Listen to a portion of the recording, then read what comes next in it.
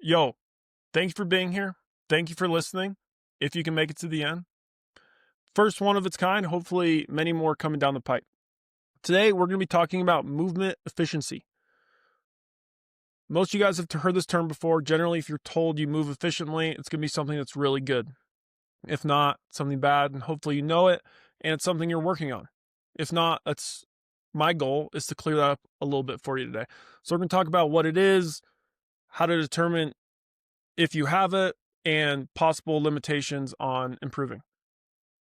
So the first thing I want to talk about is movement efficiency. I'm not going to be using that term. I would rather use movement economy. And some of these rabbit holes I'm going to go down, you'll understand why pretty quickly. But efficiency that's just going to be trying to use less energy for your movements. And that's most often not the case in competitive CrossFit. There's a lot of times where you're doing something that's extremely costly from an energy perspective, but the movement looks really good and someone would be told they're moving efficiently. So movement economy is going to better suit us for this conversation. So the overarching definition I would use for movement economy would be using the best motor programs in muscular contractile potential to accomplish a given result. And this could mean a million things, and I know that. But there's a lot of things to talk about, and we do a lot of things in CrossFit, so it's got to be pretty fluid. So I guess the first thing is trying to figure out your movement economy. And looking at it from a raw perspective is probably the best. The best test I can give you is just testing your overhead squat. Get a PVC pipe.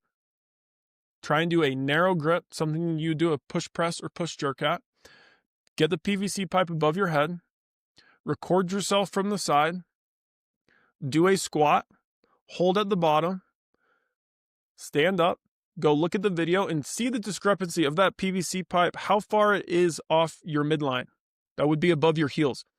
Farther it is in front of your midline, the worse your movement economy would be. More stacked, the better it would be.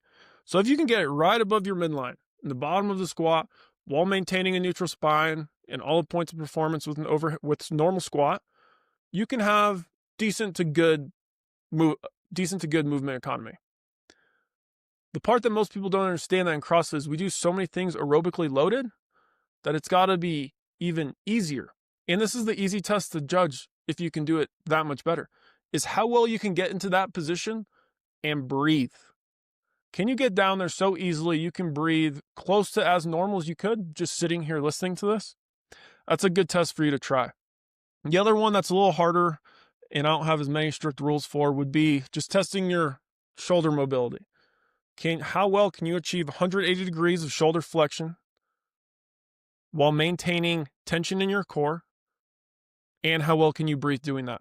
So like the easy one would be do a handstand hold, but that's hard because so many people would kick up to a handstand and then they lose tension in their trunk and they overextend their lower back. You get 2 kettlebells above your head, see if you can keep your glutes hard and core activated and how well you can breathe. You need a little bit of honesty and quite a bit of self-awareness of where your body's on space to be able to do that and assess appropriately. So I usually go towards the overhead squat in terms of just pure movement analysis. The next way to determine your movement economy that gets a lot more CrossFit specific is looking at more static or raw movements and comparing them to more dynamic, kipping, CrossFit specific movements. So an easy one would be comparing your back squat to your 1 rep max snatch. If you can back squat whatever, you should probably be able to snatch close to 60% of that. And if you can't, you have some very large discrepancies in your snatch that probably technical, but I would still say that falls under the umbrella of movement economy. Another one would be, let's say you're an aerobic power horse. You can run a sub 20-minute 5K or something that is good, but you always feel like in CrossFit Metcons that you can never express your true aerobic potential. That's because whatever widespread movements that you're doing in CrossFit Metcons are probably getting stunted because you're not familiar with the movement, so your economy is terrible in those movements. A specific CrossFit movement, another example I could use would be pull-ups. This is a good one. If you think you can do 15 or even 15 strict pull-ups, you have the strength and capacity to do pushing 50 butterfly pull-ups. If you have the required shoulder mobility that I discussed, it's not about strength, it's about your movement economy. And that comes down to a raw perspective.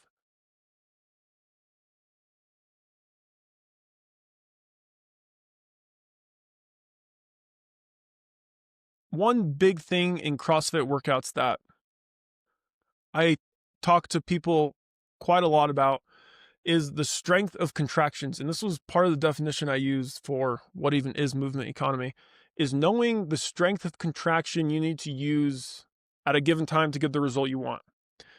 In a strength setting, that's pretty straightforward. On the concentric portion of the lift, whether you're benching or you're squatting, you try and do explode up about as fast as you can. But like I said earlier, that's ineffective from an efficiency standpoint because you're burning a lot of energy. But the result you're wanting to train those fast twitch fibers, that's what you want. But in a Metcon, things change so much. I am always telling people, especially in barbell cycling workouts, to slow down. Faster is not always better. Softer contractions, moving the bar a little bit slower, a little less. I'm trying to think. That would be, I don't know if that'd be less or more energy exerted, but you're going slower. You're probably using the same amount of energy, we'll say, but you're going slower. You're not trying to go fast. I'm always telling people with a barbell in a workout, I'm just like, slow it down. People will just try and sprint through a set of 5 or 10 thrusters, even though if they were to slow it down, they'd probably maintain much better. Faster is not always better in terms of movement economy, and it just depends on the workout you're doing. Sometimes you do need to rip through a set of 10 so you can get to the next movement. Maybe it's a short workout, maybe it's an interval, but maybe it's not. Maybe it's a 20-minute AMRAP, and your goal is to put the bar down and immediately pick up the next movement. That would require you to finish that set with your heart rate a little lower, with your blood pressure a little lower, with your local fatigue a little lower. And what that's going to require is for you to move a little bit slower. Your set might take 10% longer, but the fatigue levels in your body are going to be so much lower, it's worth it. So knowing how to shift through the strength of contractions is huge. And then the next part, it's not only just the shift in muscular contractions by degree, it's also a shift in motor programs and shifting to completely different muscle groups. This happens in so many movements in CrossFit in terms of a competitive setting when there's so many workouts that have interfered movements. We'll say you're doing pull-ups and rowing. Your posterior, your upper body, your back, lats are very tired. So from that example, you're doing rowing and pull-ups. You start off, your back feels great. You're doing pull-ups the normal way you know how. And then you keep rowing, rounds keep accumulating. And then that same way you always know how, which it could be that you just over leverage your lats, which might be fine in some settings.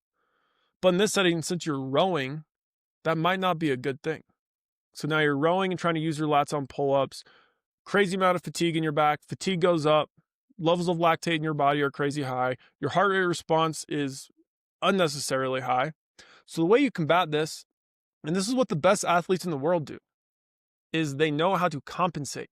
Compensation is massive. It is a very good thing, and it's very important, and it's something that you need to be aware of, and it's something you need to know how to do.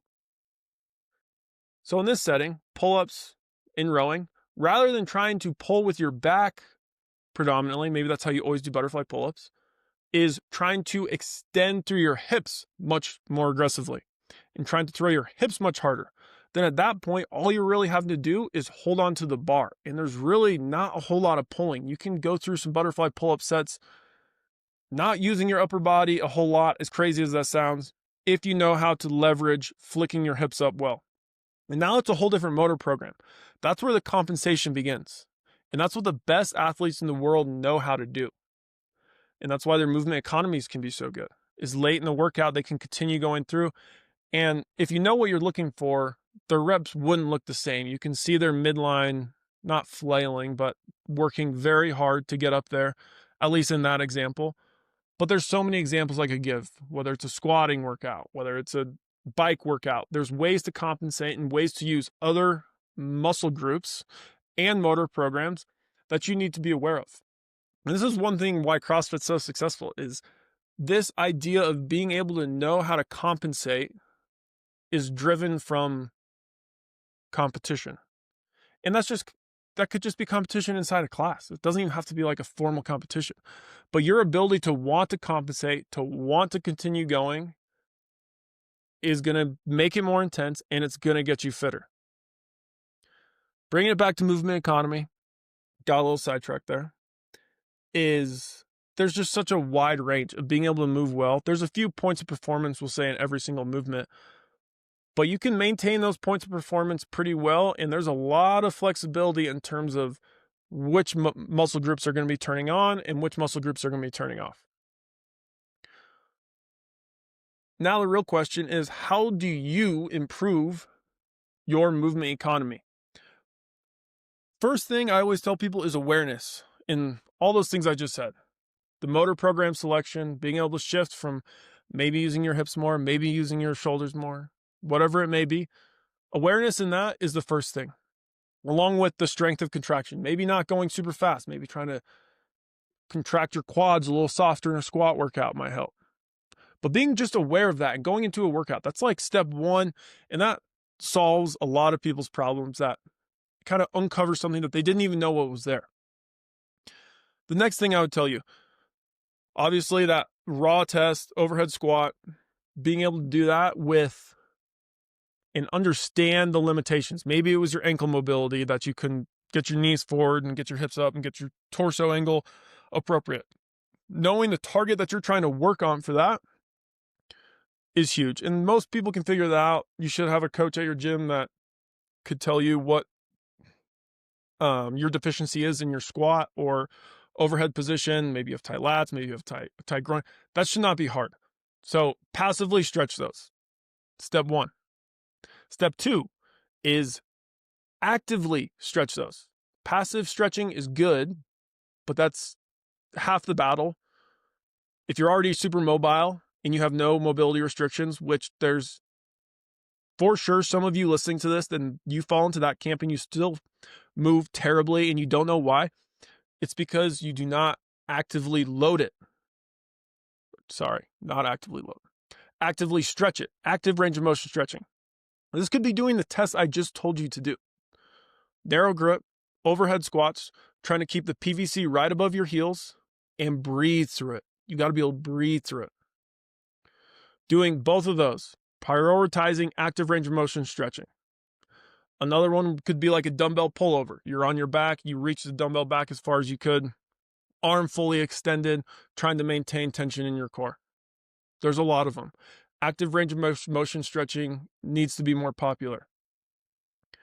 Those two are good. Third one is going to be the most important. This is doing your workouts at a pace that you can understand the movement you're doing. What I'm telling you is to not go through your workouts redlining every day so you have no idea the kind of movement you're accumulating. You should be doing all your workouts. At least 80% of your reps, you're very conscious of how you're moving, of which motor program you're selecting, rather than you get to those last 20%. It probably should be like 95%, 5% of poor movement. But we'll go with the 80-20 rule. 20%, let's say you're redline, things get maybe a little squirrely, but majority of the workout needs to be very high quality movement where you can think about all the points I just laid out. Your strength of contractions. How vertical is your chest? Which motor program are you using? Are you trying to use a different muscle group because one muscle group's taxed? You need to be able to go at a pace in a workout where you can think about these things. And so often than not, so many people go through workouts at a pace that they can never think about those things because all they're trying to do is go fast. And they're just in a downward spiral and they're not going to get better. Slow it down. Think about what you need to think about from what I just told you. And you're going to get better in time. It's not going to be today. It's not going to be tomorrow. But it's going to happen. And the last thing I like to think about is just kind of genetic, structural limitations people have to improving their movement economy. The best example I have would be femur length in a squat. Somebody with short femurs, they're naturally going to squat with a better movement economy. Their chest is going to be more upright naturally. It's going to be easier. They're going to breathe through it better. And you might have long femurs, and it might be really hard for you. But that doesn't mean it's not possible. It just is going to make your long-term potential ceiling maybe a little shallower than someone else. But then there's some things, people with long femurs, maybe you're probably better at deadlifting someone who has short femurs, which is probably the case. Another huge limitation I'm starting to see in the space is, we'll say, people who have scar tissue buildup, maybe in their elbow, and they can't follow through a pull-up very well because there's pain in their elbows, so they can't, chin cannot pass through the top of the bar. They can't drop down through their butterfly pull-up very well because there's scar tissue. So there's hesitation. There's more eccentric loading, so they can't do it as well. And there's a good amount of people out there that happens. And then there's also just people out there who have never done CrossFit before, and they have poor lockout positions. Maybe they have bad elbows. Maybe they have bad knees, and they can't bottom out a squat. Maybe they can't fully extend their arms. And that's just something you're going to have to work through. That's not that you can never achieve an optimal movement economy. It's just going to take more work. And yes, your long-term genetic ceiling is probably lower than someone like Matt Frazier, but that's okay. I have my genetic ceiling for some movements that are much lower than some other people. I stretch my ankles for probably 10 minutes a day for 7-8 years. And it's about as mobile as they're going to get. But point being, we all have our limitations in terms of just raw structure and what we can work with and what we can achieve. So I hope this helped you. That was a long enough rant for me today. Got sidetracked a few times. Let me know what you think. I would love all your feedback. Till next time.